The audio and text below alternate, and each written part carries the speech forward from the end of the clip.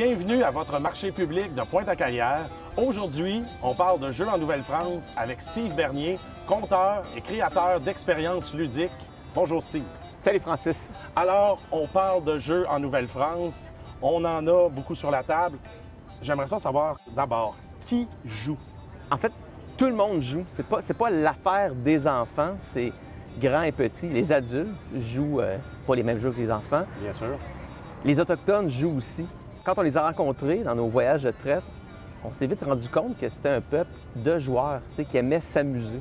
Quand on pense au 18e siècle en Nouvelle-France, on s'imagine beaucoup des gens qui travaillent très fort et qui n'ont pas beaucoup de temps pour jouer. Est-ce que c'était le cas? On pourrait même s'imaginer que c'est plus les enfants qui ont du temps pour jouer C'est vrai. que les parents, mais en réalité, c'est qu'on n'a pas les mêmes moments de temps libre. L'hiver, par exemple, est une longue période où on a du temps pour jouer.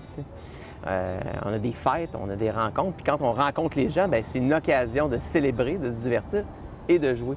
On peut penser aussi les militaires, les marins ont de longues périodes où ils attendent. Oui, c'est ça. En garnison, on attend qu'il se passe quelque chose. Puis là, ils se font souvent des jeux d'argent. Ils liquident leur paye avant même de les avoir gagnés. Mais les enfants, là, eux, ont du temps. Du temps, mais on sait que l'enfance ne dure pas si longtemps que ça, du temps de la Nouvelle-France. Non, on parle de l'âge de raison. Autour de 7-8 ans, peut-être? Exactement. On s'imagine le jeu, on voit les enfants qui jouent à la maison, mais est-ce qu'il y a d'autres lieux, Steve, qui sont propices au jeu? Bien, on pourrait d'office penser aux auberges, aux cabarets, aux tavernes, où là, les jeux de hasard, les jeux d'argent, les jeux de boissons sont très propices, même si on nous les interdit. Bien sûr, mais les interdits ne veulent pas dire que les gens ne le font pas. Non, effectivement. Fait qu'on joue dans ces lieux-là. Sinon, il n'y a pas de mauvais endroit pour jouer. Si on a une table, une chaise, un banc, on peut même jouer par terre à la limite. Mais là, Steve, je suis sûr que tout le monde se pose la question à quoi on jouait. Et pour rester dans les tavernes et les cabarets, quel genre de jeu on joue dans ces établissements-là? On a déjà dit qu'on jouait des jeux d'argent, donc les cartes. Les cartes très populaires et presque de tout temps. Là, ça fait longtemps qu'on joue à ça. On s'en servait même pour... Oui. Comme monnaie. Comme monnaie de carte en Nouvelle-France, tellement tout le monde en jouait. Alors, c'est dire que c'était populaire. Oui. On jouait aux dés. Les dés. Comme ça. Puis on jouait aux dames. Mais là, il y a quelque chose de particulier avec le jeu de dames, n'est-ce pas? Effectivement, on est habitué de voir le jeu d'échecs 8 par 8 qu'on tasse et on met les dames à la place. Mais les Canadiens avaient importé un peu leur version à eux d'un jeu 12 cases par 12 cases. Ils jouaient avec 30 dames. Donc, imagine la stratégie, l'anticipation des coups. Donc, ça relevait le défi du jeu de dames.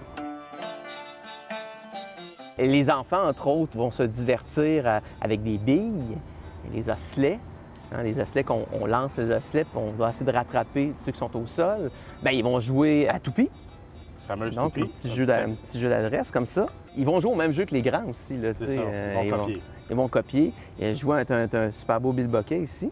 Donc, ils vont aussi jouer, pratiquer, jouer d'adresse avec le bilboquet. Est-ce que tu peux me parler du jeu qu'on a juste ici? Oui, ça, c'est un jeu de track, fermer la boîte, ou les Anglais l'appellent shut the box. C'est un jeu de dés où on a une série de chiffres de 1 à 9 et on doit les abattre finalement et on doit avoir le score le plus petit. Comment qu'on fait? On lance nos dés et on a un 4 et un 1. 4, 1. Est-ce qu'on ferme le 4 et le 1? On peut fermer le 4 et le 1. L'important, c'est la somme. Donc, on peut aussi fermer le 5. Si j'ai bien compris, 2, 3 aussi. Exactement. Bon, et là si tu avais joué, ça sera à mon tour à jouer? Non, je joue tant aussi longtemps que je peux abattre. Ah. Et quand je ne peux plus, le montant restant, dans l'occurrence ici 1, 2 et 9, serait mon score à battre. Donc, je dois faire moins que toi. Exactement. Donc, tu joues à tour de rôle comme ça. Exactement. Puis on peut jouer à plusieurs, donc pas juste à 2, on pourrait jouer à 4. C'est juste que ça rallonge le temps de jeu. Et d'ailleurs, à ce propos-là, Francis, j'invite les gens à se faire un jeu. On n'est pas obligé d'avoir ce jeu-là. On peut, avec des languettes de bois numérotées, un jeu de cartes, une paire de dés, se faire notre propre jeu de track. Merci, Steve. Excellente idée. Et n'oubliez pas, amusez-vous.